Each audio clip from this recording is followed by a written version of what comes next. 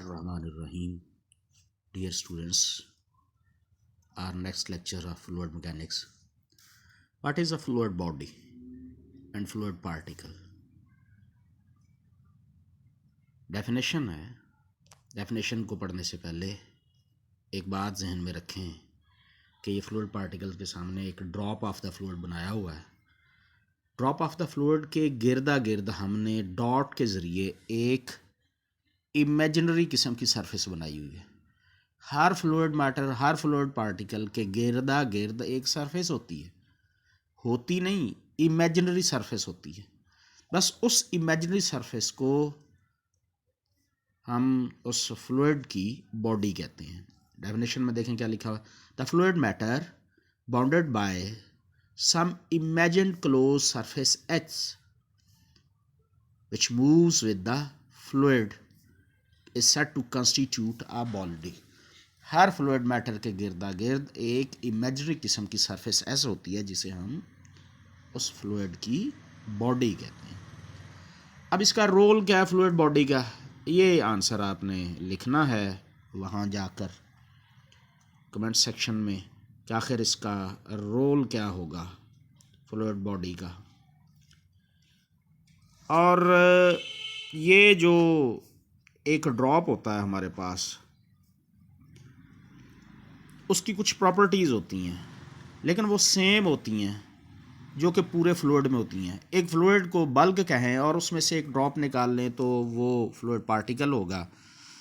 तो fluid particle की वही प्रॉपर्टीज़ फिज़िकली होंगी जो कि बल्क की होती हैं। वॉल्यूम जो जिस तरह से उसकी नेचर होगी, जिस तरह से वेट होगा, जिस तरह से मैस होगा, जिस तरह से डेंसिटी होगी, लाइकवाइज एक फ्लूइड पार्टिकल की भी वैसे ही होगी प्रॉपर्टीज़। अब उसने लिखा है we define a fluid particle as fluid contained within an infinitesimal volume whose size is so small that it may be regarded as geometrical point। ये जी फ्लूइड पार्टिकल की डेफिनेशन। तो दो डेफिनेशन आपने इस पेज में मुलाहजा की हैं, एक फ्लूइड बॉडी की और दूसरी फ्लूइड पार्टिकल की। तो आपने फ्लूइड बॉडी का रोल क्या है वो आपने आंसर में लिखना है और फ्लूइड पार्टिकल की डेफिनेशन, ये दो चीज़ें आपने वहाँ कमेंट सेक्शन में लिखनी है ख़ुद से। अब अगली चीज़, हमने प्रेशर पढ़ा था कल। Normal force per unit area is called pressure.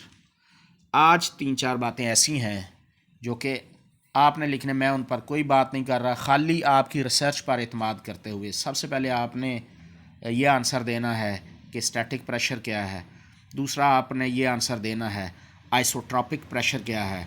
तीसरा आपने ये हमें बताना है हाइड्रोस्टैटिक प्रेशर क्या है। और अगर फ्लूइड रेस्ट पे है तो फिर प्रेशर का क्या तरीक़ाकार होता है।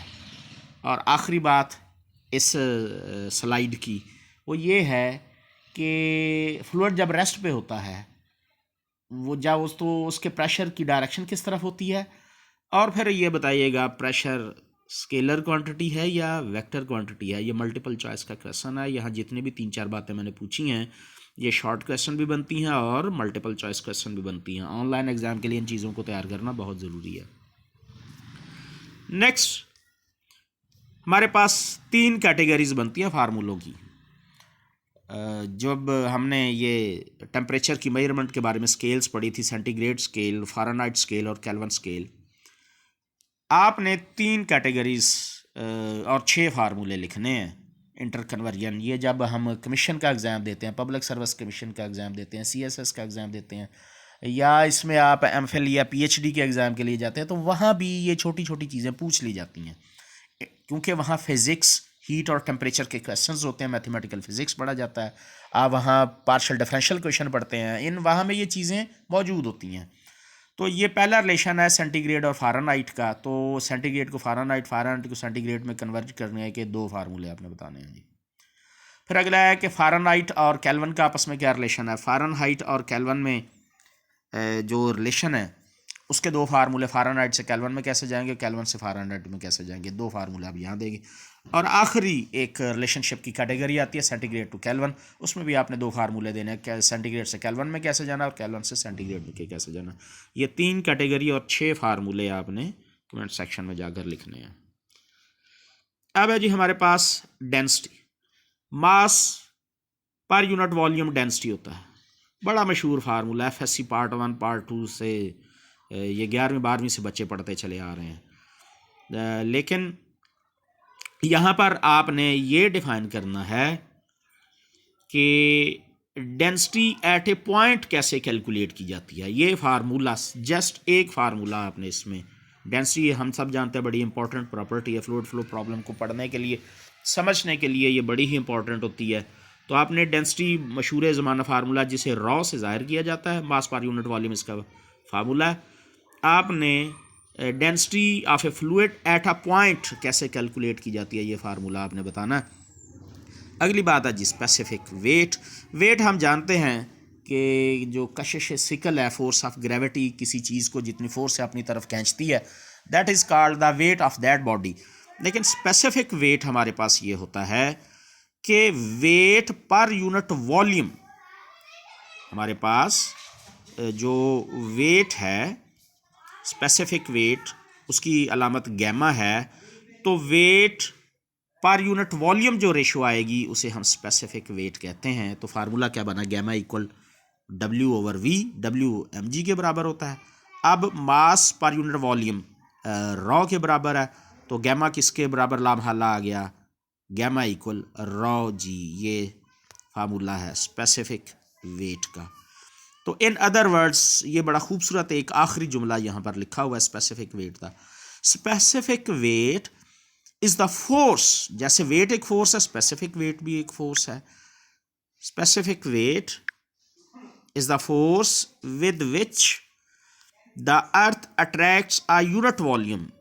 जमीन यूनिट वॉल्यूम को जिस फोर्स से खींचेगी वो फिर फोर्स ऑफ ग्रेविटी नहीं कहलाएगी, स्पेसिफिक वेट कहलाएगी।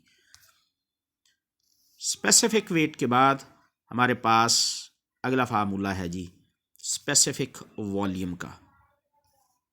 स्पेसिफिक वॉल्यूम की सिंबल VS, सबस्क्रिप्ट में S, यानी ये वॉल्यूम तो है लेकिन स्पेसिफिक है, is defined as volume occupied by a unit mass of the fluid. Unit mass जिस कदर वॉल्यूम ऑक्यूपाई करेगा उसे हम स्पेसिफिक वॉल्यूम कहेंगे। तो VS इक्वल 1/ρ इसका फार्मूला है। ये मल्टीपल चॉइस में अमूमन पूछा जाता है, तो इसे जहन में रखना बहुत ज़रूरी है। In other word specific volume की डेफिनेशन क्या है, reciprocal of density. Multiple choice में कैसे पूछा जाता है कि specific volume is equal reciprocal of density. Specific volume is reciprocal of specific weight. Specific volume is reciprocal of weight. Specific volume के आखिर में कोई और भी नन ऑफ दीज भी मल्टीपल चॉइस दी जा सकती है। तो ये चीज़ें मल्टीपल चॉइस के लिए बड़ी इंपॉर्टेंट है। ये आपका लेक्चर का आज का एक हिस्सा है। तो इसमें जो भी आपसे चीज़ें पूछी गई हैं, आप इनकी हार्ड फॉर्म भी चाहें तो बनाया करें। अगर आप इन सब की हार्ड फॉर्म भी बनाएंगे तो यकीनन वो भी आपके लिए पेपर के हवाले से बड़ी मददगार साबित होंगी इंशाअल्लाह अज़ीज़। बाकी चीज़ें भी आपसे डिस्कस की जाएंगी।